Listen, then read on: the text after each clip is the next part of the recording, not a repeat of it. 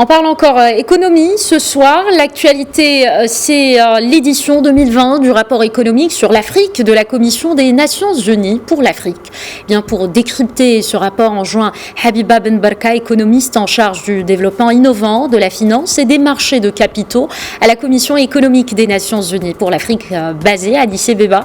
Habiba Ben Barka, vous êtes en direct avec nous depuis Bamako. Bonsoir et merci d'être avec nous. Bonsoir. Merci de me recevoir. Merci, Madame. Ce rapport 2020 intervient dans un contexte particulier, marqué, on le sait, par la propagation du nouveau coronavirus qui a frappé de plein fouet les économies du monde de manière générale. Qu'est-ce qu'on doit retenir de ce rapport qui vient d'être rendu public ? En fait, ce rapport économique pour l'Afrique est un rapport phare que la Commission économique des Nations Unies publie chaque année. Et cette année, le thème a été sur les investissements, les financements innovants pour le développement du secteur privé en Afrique.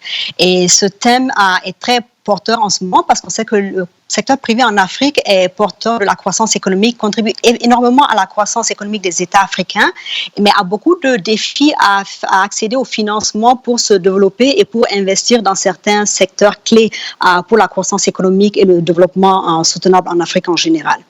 Merci. La Covid-19 va ralentir la croissance en Afrique entre 1,8% et moins 4,1%. Quel impact aura-t-elle sur le commerce et notamment sur les échanges intra-africains ? On prévoit également une baisse des échanges inter-africains et entre l'Afrique et le reste du monde également dû à l'impact socio-économique de la pandémie.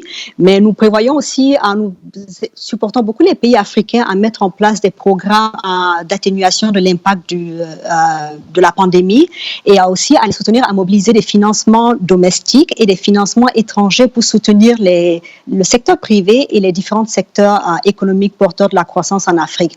Et comme vous le savez, en Afrique aussi, nous avons beaucoup d'investisseurs domestiques tels que les caisses de pension, les assurances, les compagnies d'assurance et aussi les fonds souverains qui peuvent apporter un appui financier aux différents programmes de développement en Afrique et soutenir le secteur privé à mobiliser des financements pour pouvoir injecter dans le commerce et reviver un peu le commerce en Afrique. En parlant justement du secteur privé, la crise actuelle présente-t-elle une opportunité pour ce secteur pour qu'il puisse aider à reconstruire et à mobiliser des financements pour faire face justement à la crise liée au coronavirus ?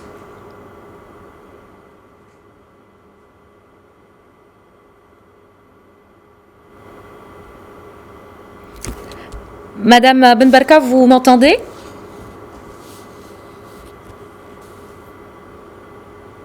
Madame Ben Barka, veuillez nous excuser donc pour ce petit souci technique. Donc la connexion est coupée avec notre invité Habiba Ben Barka, économiste en charge du développement innovant de la finance et des marchés de capitaux à la Commission économique des Nations Unies pour l'Afrique. Merci pour cet éclairage.